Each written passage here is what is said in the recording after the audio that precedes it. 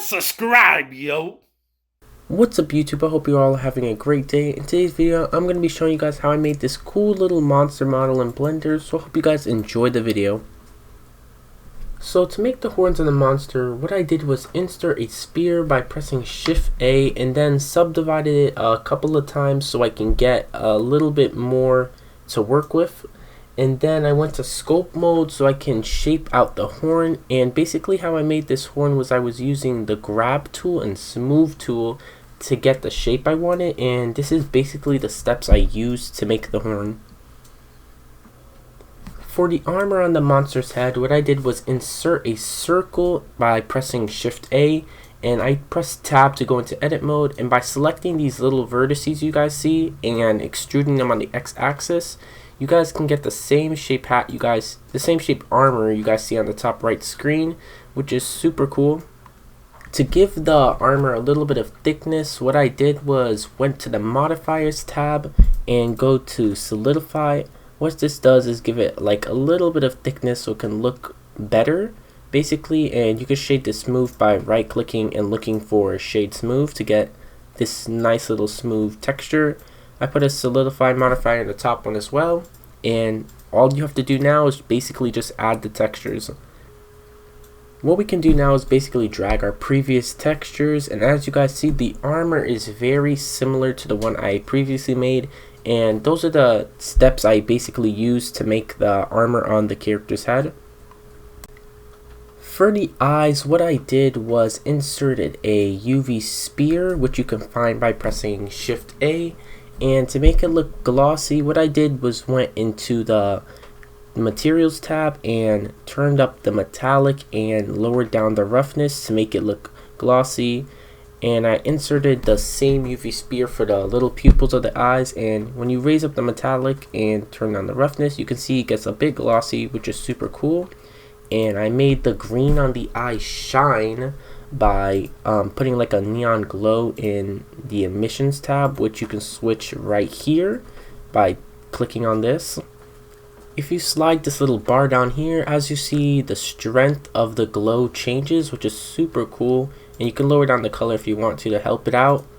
And that's about it for the eyes.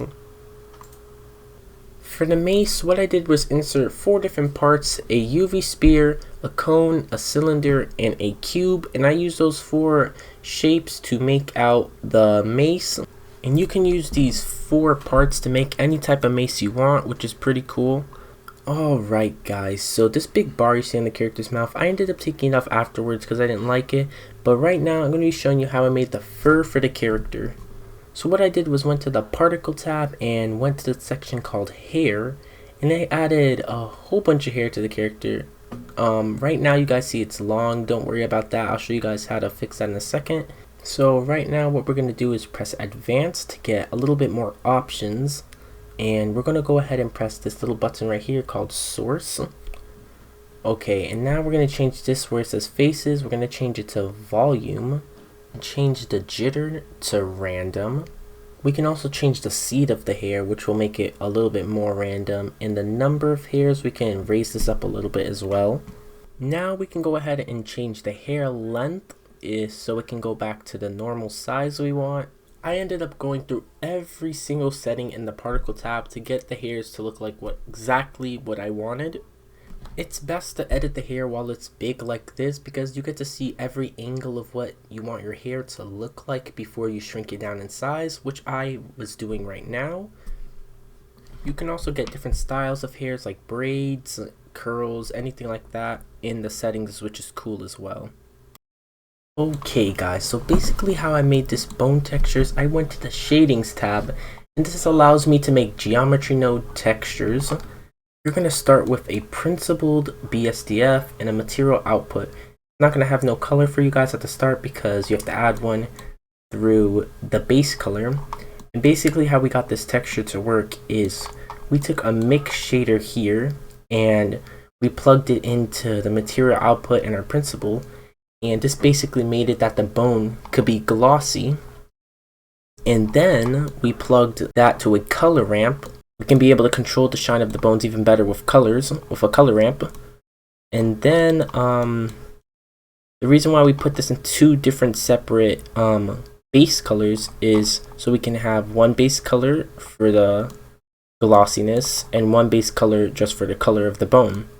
And to make this bone bumpy, what I did was plugged in a color ramp and a bump node, and I plugged this into the height and plugged this into the roughness. And basically what this is doing is making it that only the roughness of our base color gets affected by the bump.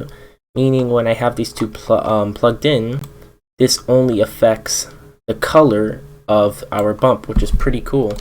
As you see, if we go over here, we have a noise texture and another color ramp. This separates it into a factor color right here, which we plug in so it can know what texture to do.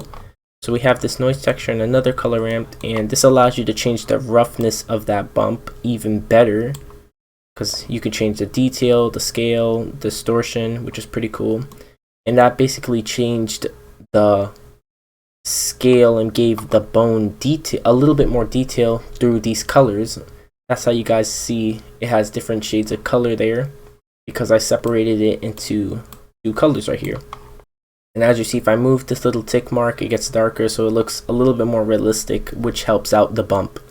For the background, what I did was insert a plane by pressing Shift A, and by pressing Tab, it will send you to edit mode. And what I did was select this back vertice, pressed Control B, and then press V to give it a crease. And then on the bottom left, it will give you this little pop-up, and you can increase the segments, which gives you a nice little curve. And I tabbed back into edit mode and basically drew on my selection by pressing C. You can extrude this up by pressing E and Z. And after I selected these little bottom vertices and beveled it by pressing Control B and V, and using my scroll wheel on my mouse, you can change the segments and shade it smooth. I added some area lights by pressing Shift A and going to the light section to add an area light, and I basically placed these around to get some good lighting for my scene. And you could change the value of the lighting by going into the light tab and changing the strength of the lighting. Before you add a camera, you can turn off these little ticks to turn off any selection on your scene. You could press Shift A to go ahead and add your camera now. And by pressing the little swiggly key on your keyboard, you can go ahead and move this camera around easily, which is pretty cool, and line it up. And that's basically it, guys.